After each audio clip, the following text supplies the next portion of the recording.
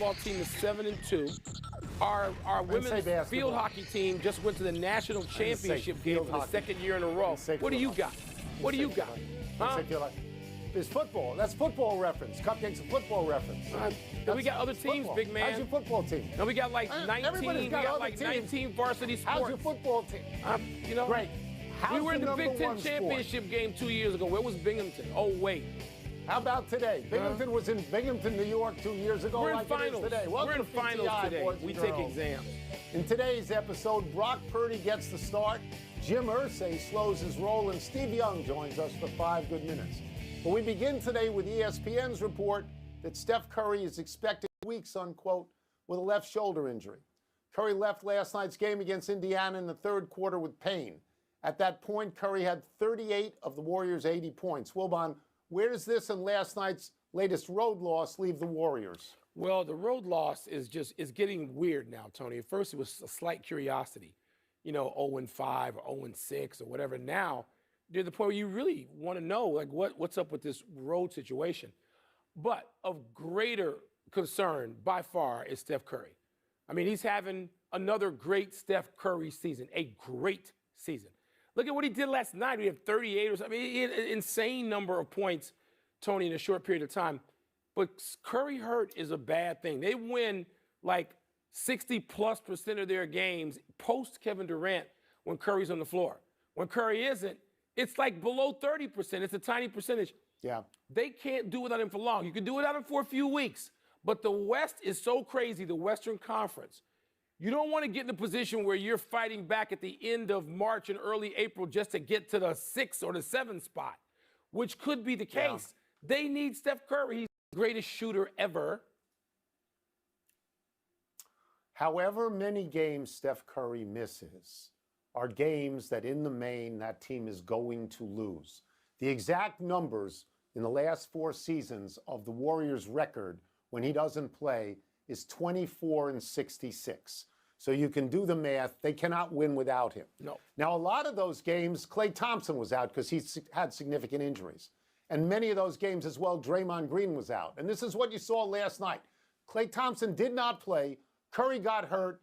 And Draymond Green got thumbed. All right, here's Draymond Green's line from last night. 1 point, 2 rebounds, 6 turnovers, 2 technicals. Have a nice night. The Warriors were a great team, Mike. They were a great team as recently as last year, and they may be a great team again. But people get old, and people get hurt, and people get bored. There is no way you can look at that road record, which I believe now is 2-13. You cannot look at that and not acknowledge that not everybody is giving his best every night after all these years. Because at home, they're 12-2. And to me, that difference is motivation, self-motivation. Well, Tony, I think that's what's happening here. There's more than that, because the starting unit, and what you mentioned, 3 of the 5, throw Andrew Wiggins in there, mostly in Looney too. The starting unit, Tony, has been number 1 in the league for most of the season in plus-minus. While the bench, which lost guys like Gary Payton Jr., they have been dead last, DFL, as we like to say, in the Otto Porter Jr. They lost those guys, Tone. The bench has not been able to keep track. The starters have been 1. That's not boredom. That is not supported by a bench just yet. They got to figure it out. They got time, but now, as you said, they can't win without Steph Curry. We could come to that conclusion, I think, fairly safely. Nope. Nope. Hate to think of them playing without Steph Curry or a league without Steph Curry. More than a few weeks. And now to the NFL, where the 49ers are expected to start an injured Brock Purdy, a quarterback, against the Seahawks tonight. Purdy looked great against Tom Brady and the Buccaneers Sunday, but left the game with an injury to his oblique and rib area. Sounds crazy to ask about a third-string rookie who started just 1 game, but Tone, should the Niners be risking Mr. Purdy tonight? Emphatically, no. Wow. No. Even if they lose this game to Seattle, they are still a full game ahead of Seattle in the division. And even if they lose this game, they are still going to make the playoffs. This kid Purdy's been in 2 games, and he has been terrific so far. Yeah. You do not risk him at all. What you do is you hand the ball to Josh Johnson, who's 100 years old, and you tell him what he knows you're going to tell him, which is don't turn the ball over and let our defense win it. because the 49ers are the best defense in football. Yeah. They only allow 15 points a game.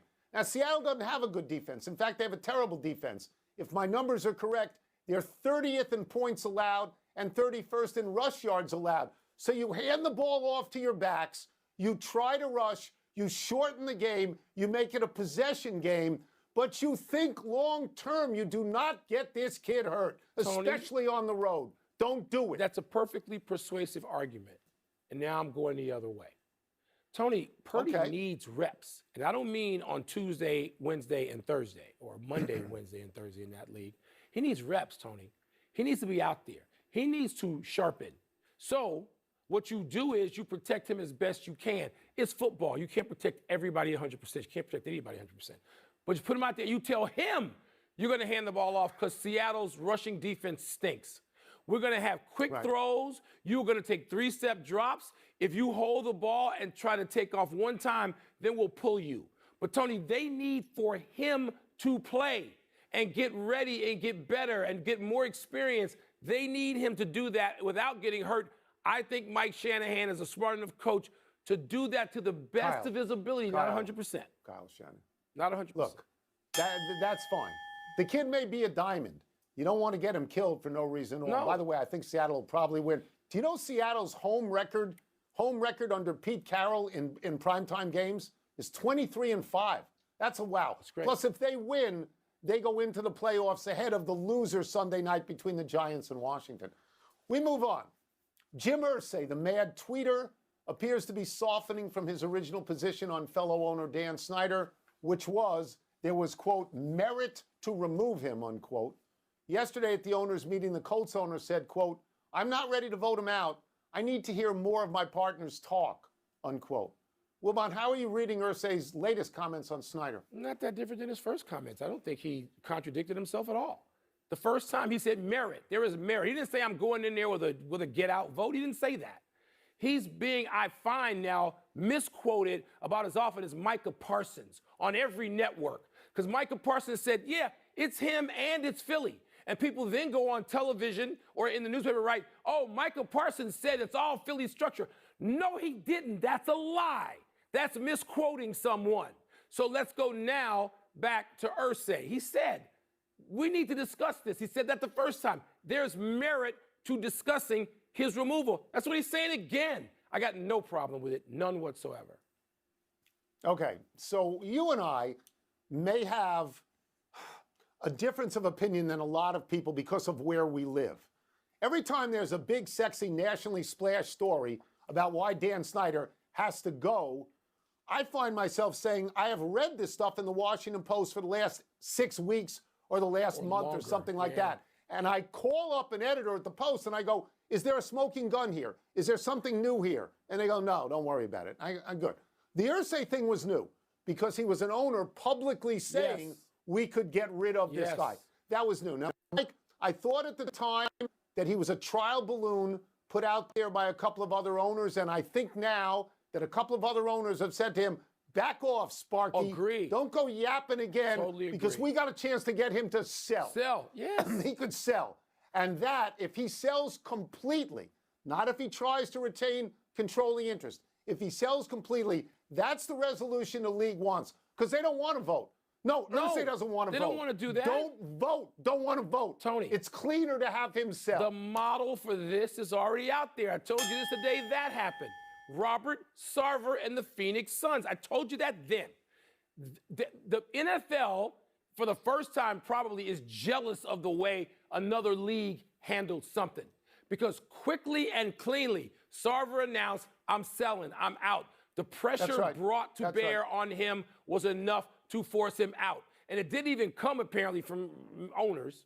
So I agree with you about a couple of people got in Irsay's ear and said, hey, let's chill, my man. Let's get this done another way, which is not as contentious and is not as spectacular.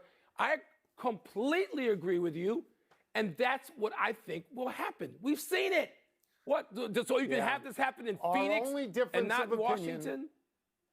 Our only difference of opinion is I think that Snyder's identity is fully wrapped up in that team, and it'll be hard for him to do. Let's take a break. Coming up, Dan Campbell says he was distracted by fans doing the wave last week. We're going to ask Steve Young how common it is to be distracted by fans. We'll also ask him how hard it is for someone like Tom Brady to just walk away from football while he's still healthy. Irsay is the perfect guy to go out front because he's sort of different than the others. Yeah. And they can put him out there. It's easy to do. It made and they all can the rein sense in him the world back to a me. little bit. In our first segment, we broke the story that Week 15 of the NFL season begins tonight, which makes it a perfect time to welcome back our great friend, a man who's been to multiple Super Bowls, although technically Wilbon and I have been too, Mr. Steve Young. And we start with this. We start with Crazy Dan Campbell, the Detroit coach. He told Pat McAfee, everybody talks to Pat McAfee, that he was distracted by the crowd doing the wave when he signed off on the pass to offensive tackle Penei Sewell that sealed Detroit's win over Minnesota. Do players and coaches really get distracted by what's going on in the crowd?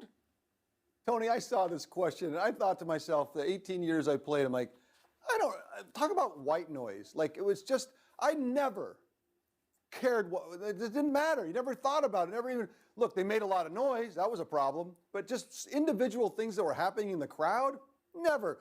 There were some times, maybe some guy idiot behind the bench, would get too much, and I'd like turn to him like, yeah, more, a couple more for you. Yeah, that'd be great, Like, especially at the end of a game, when somebody's been badgering you the whole week game, and then now you put it away, you come to the sidelines, you might engage in something, but the distraction on the field, no. I mean, the old days when they used to put the banners in the stadiums, fans would bring banners and hang them over before the NFL cleaned it all up.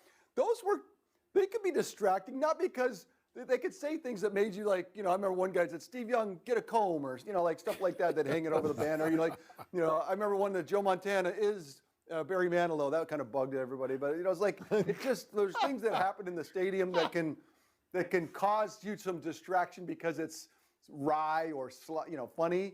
But the idea that you can't play and I don't know, I couldn't, someone distracted me in the stands makes no sense. Well, let's get to another form of distraction, perhaps. Jared Goff says the biggest challenge to the Lions, the surging Lions right now, Steve, is whether they can handle a little bit of praise. You had tons of praise. Is that really a challenge? I think when you're starting to get praise, human nature is that sometimes praise makes you softer, like less gritty, less focused, less like, hey, you go around town, you don't study as much. And I think that's what he's talking about. Like, let's stay focused. Really great teams obviously take the praise as a kind of, as Tom Brady, as a chip on the shoulder, like, oh, you think we're good? You wait till you see us next week. Like it actually becomes a propellant rather than something can tear you down. But when you're starting to hear praise, that's a fear. I think Jared Goff's onto something there. We're going to stay with distractions for 1,000, Alex. The Dolphins have lost 2 straight, and they head to Buffalo Saturday night. Mike McDaniel, the Dolphins head coach, wore a shirt this week that said, I wish it was colder.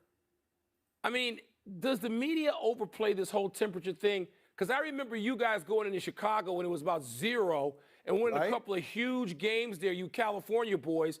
Is this blown out of proportion or is it real?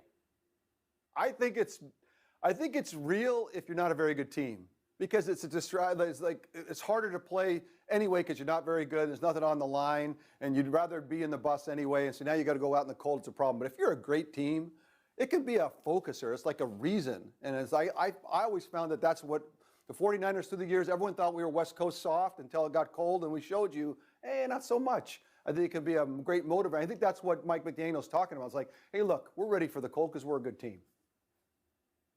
Yeah, I thought that was pretty cool of McDaniel. I thought that was a smart thing to do. We'll get you out of here on this. Chris Carter told something called the Up and Adams podcast that Tom Brady's father once wondered to him whether Brady will ever be able to walk away while he is still healthy enough to play. Carter himself likened football to a drug. How hard is it to walk away? You had to do it.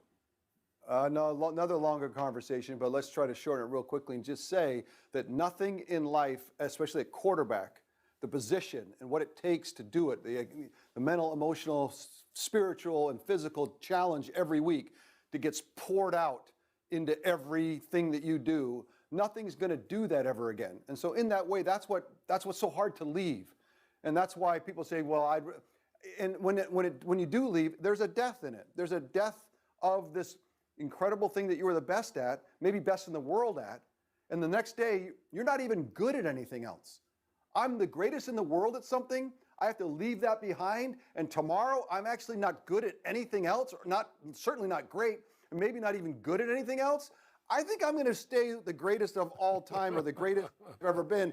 I think I'll hang out here as long as I can, because when you do leave it, it is a death, and who chooses death? Nobody. So I get what's going on, but you do not want to get to that place where you do permanent damage to yourself, into your future, and that kind of thing. It's a hard thing to manage, no question. It's so great to have you on. Thank you, Steve. Much appreciated, Steve. Thank you, sir. All right. You got it, guys. See you. You can catch more of Steve on Monday Night Countdown, this week featuring the Rams and the Packers. Let's take one last break, but still to come, Drew Brees takes a college coaching gig. Wow. Oh, happy 34th birthday, Ryan Presley. The Astros closer had a great World Series. He finished off the combined no-hitter over the Phillies in Game 4, the first home game the Phillies lost in the entire postseason. Then Presley closed Games 5 and 6 as the Astros won the championship. That wasn't the first combined no-hitter Presley was involved in. He pitched in one over the Yankees earlier last season. Presley's a two-time All-Star, and he shares the record for most consecutive scoreless appearances with Josh Hader at 40. Presley came to the Astros in a trade with the Twins, and in his 5 seasons in Houston, Presley has 76 saves and a 2.39 ERA. Tone, you mentioned Hader, but why wouldn't I take Presley over Edwin Diaz or Liam Hendricks? I mean, is he the best guy out there right now? He's certainly in the running, and you could do worse than saying, I'll take him with my first choice out of a bullpen in the late innings. Absolutely. Happy anniversary, Sergio Garcia, your boy, Wilbon. Yeah. On this day 11 years ago, at a par 3 at a tournament in Thailand, Sergio pulled his first shot left and into the water. Lying 3 at the tee, Sergio pushed his next shot way right. And then, as you will see here, Sergio flung his 4-iron into a lake. Now, that looks bad for Sergio. But really, how many times is he going to need a 4-iron? Had he flung his putter or his driver into the lake, that would have been stupid. Well, earlier this year when he was playing a tournament at TPC Potomac, right near us in Bethesda, Maryland, Sergio moaned, quote, "I can't wait to get off this tour," unquote. And he did. Now he's on the Saudi tour. Couldn't wait to get rid of that 4-iron. Who uses a 4-iron? It's a hybrid now, right? Even for pros. Remember when pros would say dismissively, I'm not putting that in my bag? They got hybrids in their bag. Maybe Sergio does it. Sergio does. He's north of 40. Huh? You play with a 4-iron? No. Of course. I got hybrids all the way up to 5-iron, of course. Happy trails to Karim Benzema's absence from the World Cup. Benzema won the Ballon d'Or last year, emblematic of the best soccer player in the world, after scoring 44 goals in 46 appearances for Real Madrid as they won the Champions League. Benzema has missed the World Cup so far with a thigh injury, but he could maybe play in Sunday's final against Argentina.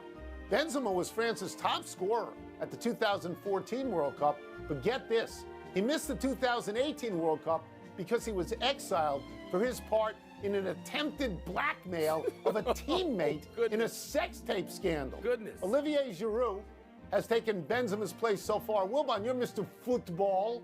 Should France work Benzema in or stick with what got him there? As a fan, I want to see it.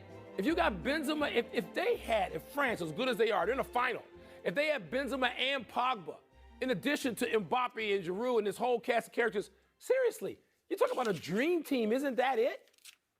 Put him in. I want to see him play. So would you play him? I want to see him play. You'd play him, right? If I was a coach, I don't know. Let's go to the big finish if we could. Let's do it. Massachusetts Governor Charlie Baker will replace Mark Emmert as NCAA president. What are your thoughts? There's still an NCAA? For what? What's the point of that? The Dodgers signed Noah Syndergaard to a 1-year deal, $13 million. Is it a good deal?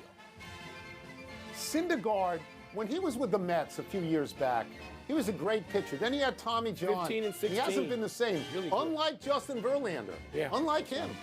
Drew Brees will be an interim assistant coach for Purdue through the Citrus Bowl against LSU. Is that significant? That factoid, is that significant? No, but Drew Brees is a Purdue guy. You want to have him close. You would. The Wizards have lost 8 straight, 11 of 12. What's wrong with your squad, Tony? Okay, they don't have a transcendent player. They don't have that guy that lifts them up when they have to win a game. They don't have him. And their GM turns over the squad every other year. Last one, Louisville beat Western Kentucky for its first win of the season. Are you happy for them? 1-9, but specifically happy for Coach Kenny Payne get his first win. It had to be tough. Get off the schneid, baby. Yeah. You are 0-9. We're out of time. Try and do better the next time, and I'm Tony Kornheiser. I'm Mike Wilbon. We are on the Deuce tomorrow, Knuckleheads, Really? for some reason. Really? Whole season. You Really? can get the PTI podcast on the ESPN app or Apple Podcast. And now, What did we do here wrong? on the mothership, your sports center. What happened to us? We should go bowling. Huh? We should go bowling.